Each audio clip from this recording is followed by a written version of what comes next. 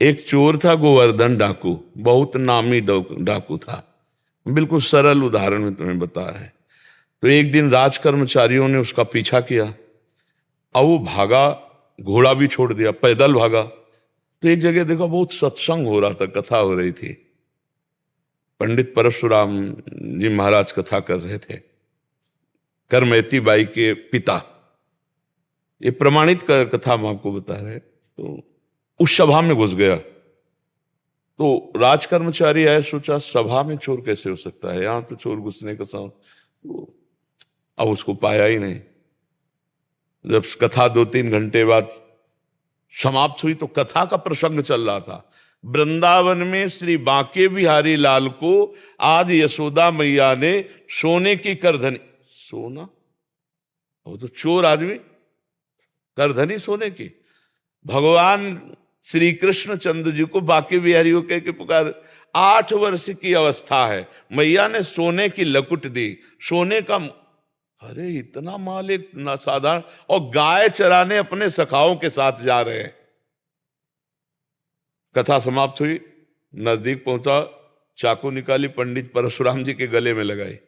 पता लिखो, ये जो इतना धनी बालक का वर्णन कर रहे थे, पता लिखो।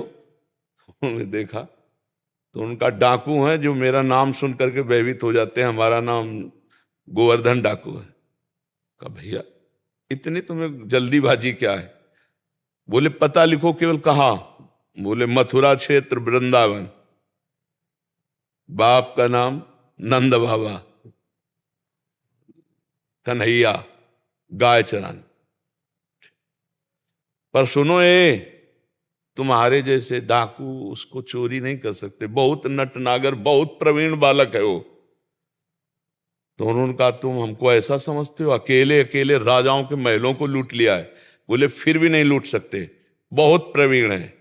तो उनका कसम खाता हूं, जब तक उसे लूट नहीं लूंगा तब तक पानी नहीं पीऊंगा। परशुराम जी ने सोचा भगवान की अपार कृपा इसके ऊपर, पता नहीं क्या लीला होने वाली इसके ऊपर। उन्होंने कहा सुनो, हमारी तरफ से माखन मिश्री ले लो, जब तुम्हारा बस ना चले तब माखन मिश्री उसे खवा देना। हाँ ये बात भी ठीक है, बच्चा है, फुसला के काम चल जाए तो मारना काहे को पड़ेगा।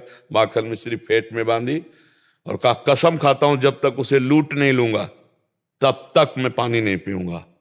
पर नाम क्या बताया तुमने? इतना बड़ा नाम तो। बोले श्याम सुंदर। श्याम सुंदर, श्याम सुंदर, वृंदावन, गाय चराना, श्याम सुंदर। अब भगवान का चिंतन बनने लगा। देखो चिंतन बनने लगा। अब वो पैदल चल करके आया। अब एकांत में जहां गाय चरते तो पूछते श्याम सुंदर की गौएं कौन है? बोले सबे हैं, ये ब्रजमंडल है, हर गौशाला भगवान के नाम की है।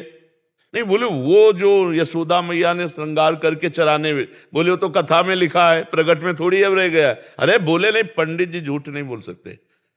हम लोग चोर डाकू झूठ बोल सकते हैं, पंडित थोड़ी झूठ बोल सकते हैं। भगवान तो है ना, वो अपने भगवान को तो श्याम सुंदर है ना। अब एकांत में विकल हो गया और कहा अगर कोई ईश्वर है तो मुझे श्याम सुंदर से मिला दे, क्योंकि मैंने कसम खाया है बिना लूटे पानी नहीं पिएंगे। इतने में आवाज आई एक ग्वारिया पर, ए श्याम सुंदर तुम्हारी गाय इधर जा रही।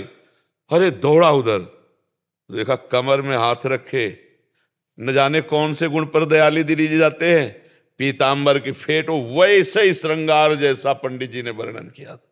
श्याम सुंदर, कमल नयन, मोर मुकुट और करधनी और लकुट। उसने हर चाकू निकाली, हर सखा को, और वो सब सखा दिव्य, वो गायें दिव्य भगवान ने प्रकट की थी। सब सखाओं का भाग जाओ नहीं मार डालेंगे। भगवान ने इशारा किया कि जाओ इसको हमें एकांत में निहाल करना है। बोले हाँ बोल रहे। बोले तू डरता ले क्या? बोले अब काल से भी नहीं डरते, तेरे से क्या डरना है? बोले मेरा नाम नहीं सुना होगा इसलिए तू डरेगा। अब ये मेरा नाम गोवर्धन डाकू, तो गोवर्धन ही तो नाम है ना, मेरा नाम गोवर्धन धारी है। भगवान उससे जब वार्ता कर रहे हैं तो उसका जीवत्व तो नष्ट हो रहा है, अज्ञान नष्ट हो रहा है। उन्होंने देखा बड़ा प्रवीण पंडित जी कह रहे थे माखन मिश्री खवा के काम कर ले। बोले सुनो, भगवान ने कहा अच्छा ऐसा प्यार करते हो? बोले प्यार के लिए नहीं है, ये सोना चांदी जो पहले ये उतराले के लिए। वो कहा ये तो वैसे ही उतार देंगे, लाओ तुम्हारा। माखन मिश्री खाई और कहा थोड़ा तुम खाओ, और जे भी भगवान ने चखाया उसे भगवत अज्ञान हो गया। अब भगवान को साष्टांग दंड, प्रभु प्रभु। एक बात सुनी कि कन्हैया गाँव में चला रहा है, चल पड़ा, कसम खा ली तो भगवान मिल गए।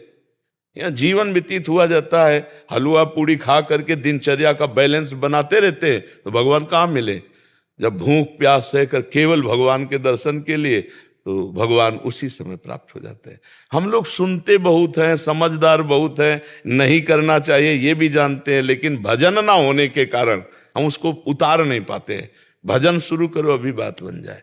नाम जप करो और निश्चय करो कि मुझे इस मार्ग में चलना है, तो पापाचरण नहीं करना है, गंदी बात नहीं करनी, किसी को दुख नहीं देना, किसी का अहित नहीं करना, तो मंगल शुरू हो जाए। अभी दिव्यता आने लगे अंदर, अंदर की दिव्यता, ये बाहर शरीर का राग छूट जाता है। समझ पा रहे आप?